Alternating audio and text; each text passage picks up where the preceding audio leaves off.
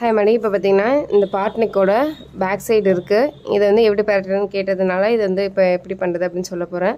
Lining இருக்குது. லைனிங்கில் சென்டரில் ஒரு மார்க் பண்ணிக்கோங்க. இந்த லைனிங்லையும் பார்த்தீங்கன்னா நான் அதாவது ஒரிஜினலில் சென்டரில் இந்த அர்க்காத் மாதிரி வி ஷேப்புக்கு பண்ணியிருக்கேன். இங்கேயும் சேம் அதே மாதிரி லைனிங்கோட சென்டர்லேயும் அர்க்காத் பண்ணிக்கோங்க. இப்போ இந்த ரெண்டு அர்க்காத்தும் வந்து கரெக்டாக மேட்சாக இருக்கணும். அதுக்கு தகுந்த மாதிரி வச்சுக்கோங்க. வச்சுட்டு ஏதாவது ஒரு பின் குத்திங்க. இப்போ ஸ்டார்டிங் ஸ்டேஜ் ஃபஸ்ட் டைம் வந்து பண்ணுறீங்க அப்படின்னா ஒரு நம்ம குண்டூசி நார்மலாக இருக்கும்ல, அதை வந்து இந்த மாதிரி எங்கெங்கெல்லாம் உங்களுக்கு தேவைப்படுதோ அங்கங்கெல்லாம் நவுறாமல் இருக்கணும். நமக்கு மெயின் வந்து கொஞ்சம் மூவ் ஆனாலுமே வந்து ஃபினிஷிங் வந்து இல்லாமல் போயிடும், இன்னொன்று வேஸ்ட்டாக போயிடும். இன்கேஸ் வந்து தப்பாக ஸ்டிச் பண்ணிட்டீங்கன்னா நார்மல் நெக்னா கூட ஏதாவது கொஞ்சம் அட்ஜஸ்ட் பண்ணலாம், ஏதாவது பண்ணலாம். அதனால் இப்போ நமக்கு எங்கெங்கே தேவை அப்படிங்கிறத பார்த்து நம்ம வந்து பின் பண்ணிக்கிறோம். சென்டராக இருக்கட்டும் இல்லை சைடாக இருக்கட்டும், எல்லா இடத்துலையும் வந்து மெயினாக வந்து பின் பண்ணிக்கோங்க ஃபஸ்ட்டு. நெக்ஸ்ட் இன்னொரு விஷயம், இந்த இடத்துல பார்த்தீங்க அப்படின்னா 1 இன்ச் எனக்கு இருக்குது. ஆனால் நமக்கு 1/2 இன்ச்சில் தான் வந்து லைனிங் இருக்கணும். அதனால் 1/2 இன்ச்சில் விட்டு தான் குத்திருக்கீங்களா அப்படிங்கிறத கரெக்டாக வந்து பார்த்துக்கோங்க. ஏன்னா வந்து ஷோல்டர் ஜாயின் பண்ணுறதுக்கு துணி இல்லாமல் போயிடுச்சுன்னா வந்து கஷ்டமாகிடும். அதனால் இங்கே எவ்வளோ விட்டுருக்கோம், இங்கே உள்ளே எவ்வளோ துணி இருக்குது, 1 இன்ச்சுன்னு கொடுத்தாலுமே வந்து ஜாஸ்தி ஷோல்டர் ஜாயின் பண்ணுறது ஜாஸ்தி வேஸ்ட்டாக போயிடும். அதனால் கொஞ்சம் கவனமாக பின் குத்துறதுக்கு முன்னாடி குத்திக்கோங்க. இந்த இடத்துல கரெக்டாக பார்த்திங்கன்னா 1/2 இன்ச் இருக்குது. ஓகேவா? இப்போது இந்த சென்டர் அலைன்மெண்ட் மாறாமல் இருக்கிறதுக்கு ஃபஸ்ட்டு சென்டரில் ஒரு ஸ்டிச் வந்து போட்டுக்கோங்க. கொஞ்சம் கேப் விட்டு கரெக்டாக லைனிங்கில் இதுலேயும் சென்டர் பார்த்துக்கோங்க. சென்டர் பார்த்துக்கிட்டு நான் வந்து ஒரு ஸ்டிச் வந்து இப்போ போட்டுக்கிறேன். ஓகேவா? அப்போ தான் வந்து நமக்கு வந்து மாறாது. அதாவது இந்த பக்கம் ஜாஸ்தியாகவும் இந்த பக்கம் கம்மியாகவும் வந்து உங்களுக்கு மூவ் ஆகி போகாது.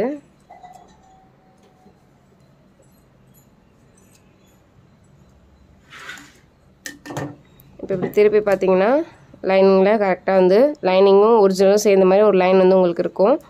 இப்போது நமக்கு வந்து கட் ஒர்க் என்ன ஷேப்பில் நம்ம பண்ண போகிறோமோ அந்த ஷேப்புக்கு தகுந்த மாதிரி ஸ்டார்ட் பண்ண போகிறோம். ஸ்டிச் பண்ணுறதுக்கு என்ன ஷேப் இருக்கோ சேம் அதே ஷேப்புக்கு தகுந்த மாதிரி ஸ்டிச் பண்ணுறோம். இப்போது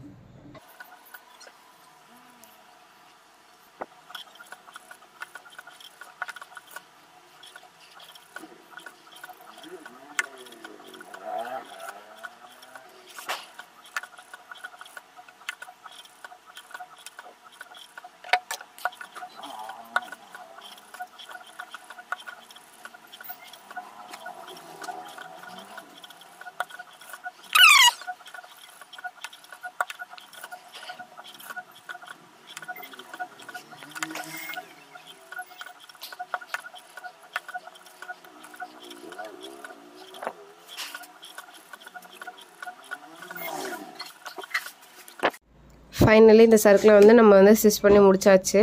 இப்போது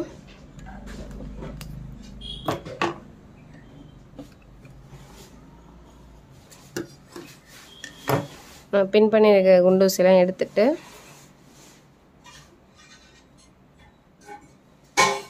இப்போ சென்டராக வந்து நறுக்கிக்கிறேன். நான் சென்டர் நம்ம லைனிங் தேவை கிடையாது இல்லையா, அதனால் நறுக்கிக்கிட்டு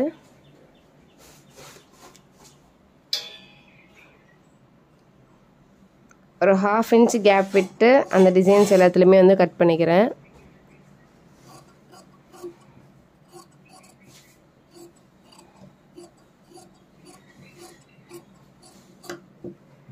இப்போது அந்த டிசைனுக்கு தகுந்த மாதிரி இந்த கிராஸ் போடுவோம்ல, இப்போ பெண்ட் வந்து இப்படி வர்றது அப்படிங்கிறதுனால அந்தந்த இடத்துக்கு தகுந்த மாதிரி வந்து கிராஸ் வந்து நான் போட்டுக்கிறேன்.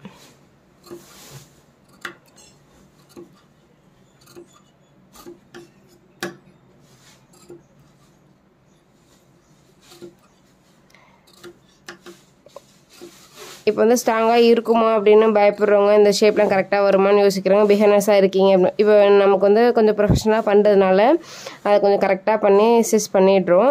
இப்போ வந்து பேசிக் ஸ்டேஜில் இருக்கேன், கொஞ்சம் பயமாக இருக்குது, அந்த ஷார்ப்லாம் கரெக்டாக வருமா, கரெக்டாக இருக்குமா அப்படின்ட்டுன்னு யோசிக்கிறீங்க அப்படின்னா இப்போ இந்த மாதிரி ஸ்டிச் பண்ணுறதுக்கு முன்னாடி இப்போது இது வந்து பேக் சைடு இருக்கா, இப்போ லைனிங்கோட இந்த சைடு இருக்குது பார்த்தீங்களா, இது வந்து கேன்வாஸ் ஒயிட் கேன்வாஸை ஃபுல்லாக வச்சு அயன் பண்ணிவிடுங்க.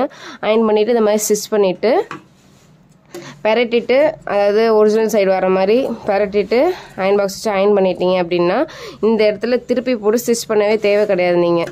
ஏன்னா வந்து உங்களுக்கு அயன் பாக்ஸ் வச்சு அயன் பண்ணோமே அந்த அதில் இருக்க கம் வந்து உங்களுக்கு வந்து ஒட்டிக்கும். அதனால் வந்து பர்ஃபெக்டாக வந்து ஃபினிஷிங் வந்துடும். இப்போ வந்து அந்த ஷார்ப்பான எட்ஜஸ் எல்லாத்துலேயுமே வந்து நறுக்கியாச்சு. இப்போது எடுத்து விரிச்சோன்னு வைங்களேன்,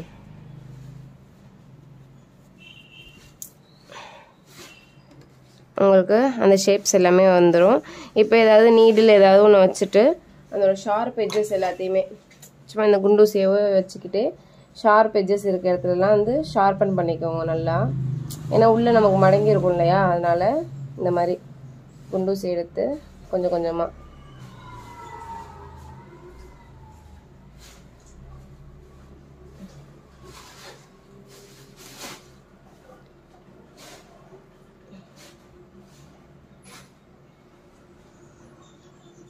இந்த மாதிரி அந்த எட்ஜஸ் எல்லாம் வந்து இங்கெல்லாம் பார்த்திங்கன்னா ஒரு மாதிரி ரஃப்பாக இருக்குது. இந்த நான் ஷார்ப் எட்ஜஸ் வந்து நான் இந்த ஊசி வச்சு எடுத்ததுனால கொஞ்சம் ஃபினிஷிங் வந்துருச்சு பாருங்கள். ஆக்சுவலாக இங்கெல்லாம் வந்து லைனிங்லாம் மேலாப்பில் தெரியுதா, இப்போ ஒரு 4 இதில் ஷார்ப் எட்ஜஸ் வந்து ஊசி வச்சு எடுத்து விட்டுருக்கேன். அதனால் அது கொஞ்சம் கிளியராக தெரியுது. அந்த ஷார்ப் எட்ஜஸ்லாம் கரெக்டாக வந்து வந்திருக்கு.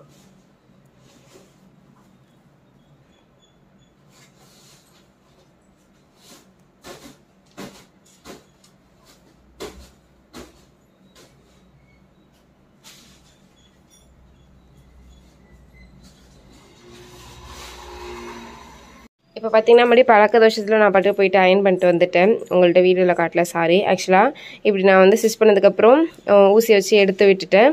அந்த ஷார்ப்னஸ் எட்ஜஸ் எல்லாமே இந்த மாதிரி பரட்டி வச்சுட்டு நான் வந்து அயன் பாக்ஸ் வச்சு இப்படி அயன் பண்ணிட்டேன். எல்லாம் வந்து ஸ்ட்ராங்காக வந்து அயன் பண்ணதுனால இப்போது இந்த எட்ஜஸ் எல்லாமே நமக்கு வந்து நல்ல ஒரு ஷார்ப்பான வந்திருக்கு. ரவுண்டு ஷேப்பாக இல்லாமல் நம்ம ஆரி போட்டிருக்கோம் பார்த்தீங்களா, அதுக்கு தகுந்த மாதிரியான ஷார்ப் எட்ஜஸ் வந்து வந்துருச்சு. இப்போ நெக்ஸ்ட்டு இந்த பார்ட்டிஷனை எப்படி வந்து ஒர்க் பண்ணலாம் அப்படின்னு சொல்லிட்டு எப்படி ஸ்டிச் பண்ணி திருப்பாங்க தான் வாங்க பார்க்கலாம். இப்போ நார்மலாக நம்ம பேலன்ஸ் இருக்க இடத்த எல்லாத்தையுமே வந்து ஸ்டிச் பண்ணி எடுத்துப்போம். அதாவது லைனிங்கும் ஒரிஜினலையும் நம்ம வந்து இப்போ ஸ்டிச் பண்ணுறோம்.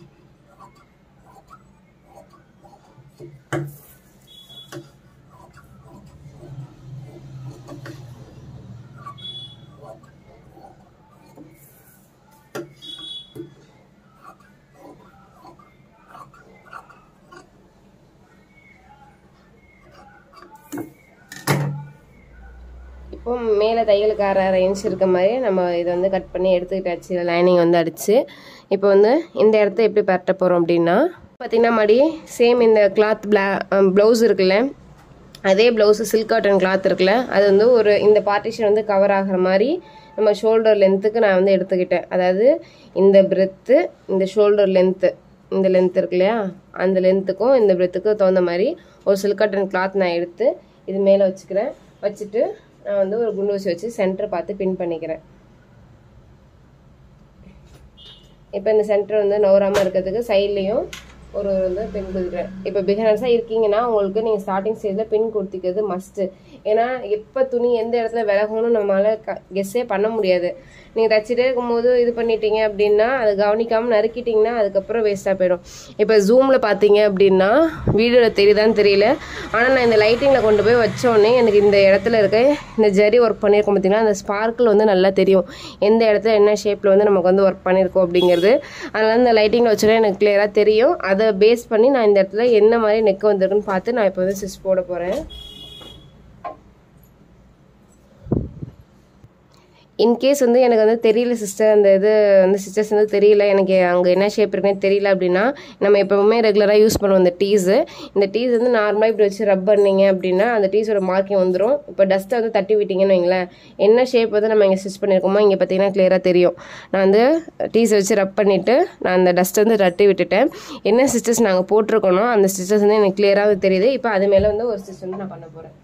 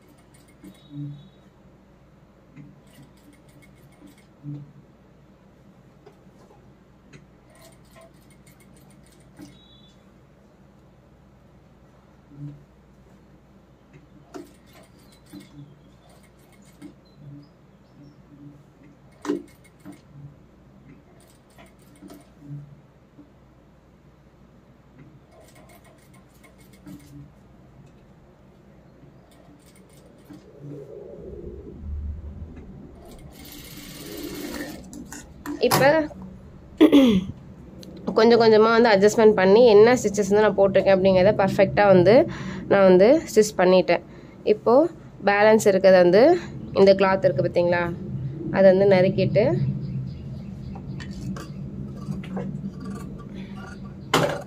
நம்ம எப்போவுமே 1/2 இன்ச் நறுக்கோம்ல, சேம் அதே மாதிரி நறுக்கிட்டு எந்தெந்த இடத்துலலாம் வந்து கட் வந்திருக்கோ அந்தந்த இடத்துலலாம் வந்து சிசர் கட் போட்டுருங்க.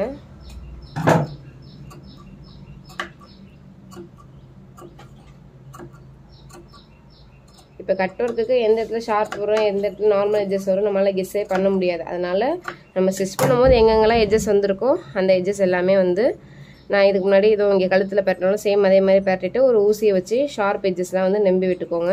இப்போ பார்த்தீங்க அப்படின்னா பர்ஃபெக்டாக வந்து என்ன ஷேப் வந்து நமக்கு வந்து கிடச்சிதோ, நம்ம வந்து ஆரி ஒர்க் பண்ணமோ சேம் அதே இது வந்து கிடச்சிருச்சு. இப்போது ஊசியை வச்சு இந்த மாதிரி நம்பிக்கலாம் இந்த ஷார்ப் எட்ஜஸ் வரும்போது.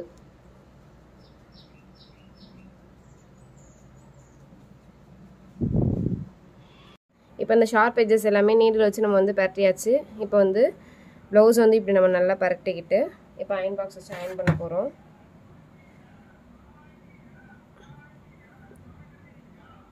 அதாவது இந்த டிசைன்லேருந்து ஆரம்பித்து ஆப்போசிட் சைடு நோக்குன மாதிரி இந்த அயனிங் வந்து நம்ம பண்ணணும்.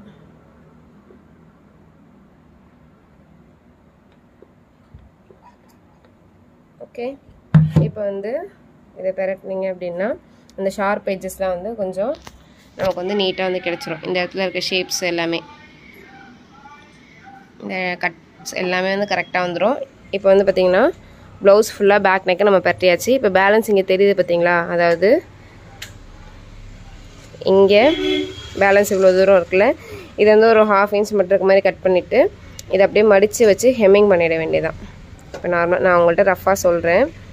இப்போ வந்து இந்த மாதிரி இப்படி மடித்து வச்சு இந்த பேலன்ஸ் இருக்கிறதெல்லாம் நறுக்கி விட்டுட்டு இதை அப்படியே இந்த பக்கம் இப்படி மடித்த மாதிரி ஒரு இந்த ரவுண்ட் ஷேப்புக்கே வந்து அழகாக வந்து ஹெம்மிங் பண்ணிட்டோம் அப்படின்னா நமக்கு நெக் வந்து பர்ஃபெக்டாக வந்து கிடச்சிரும். சூப்பராக இந்த பிசர்லாம் வந்து உள்ளே தர மாதிரி ஹெம்மிங் பண்ணிட்டோம் அப்படின்னா சூப்பராக இருக்கும். இதுதான் வந்து ஃபைனல் லுக்கு. பேக் நெக்கை நம்ம இப்படி தான் வந்து கிளியராக வந்து திருப்பணும். சடனாக வந்து ஸ்டிச் பண்ணுறப்ப தான் வந்து எனக்கு ஞாபகம் வந்துச்சு, மார்க்கிங் வீடியோ நெட் கிளாத்தில் எப்படி ஸ்லீவ் வந்து மார்க் பண்ணி ஸ்டிச் பண்ணணும் அப்படிங்கிறது மார்க் பண்ணிட்டு ஒர்க் பண்ணுங்கிறத நான் நெக்ஸ்ட் வீடியோவில் ஷோராக வந்து ஷேர் பண்ணுறேன். ஸ்டிச்சிங் வந்தபோது தான் இந்த வீடியோஸ்லாம் கேட்டிருக்காங்களே அப்படின்ற மெமோர் வந்ததுனால ஸ்டிச் பண்ணுறப்பயாவது உங்களுக்கு கிளியராக வீடியோ எடுத்துப்போம் அப்படின்னு சொல்லிட்டு தான். ஆக்சுவலி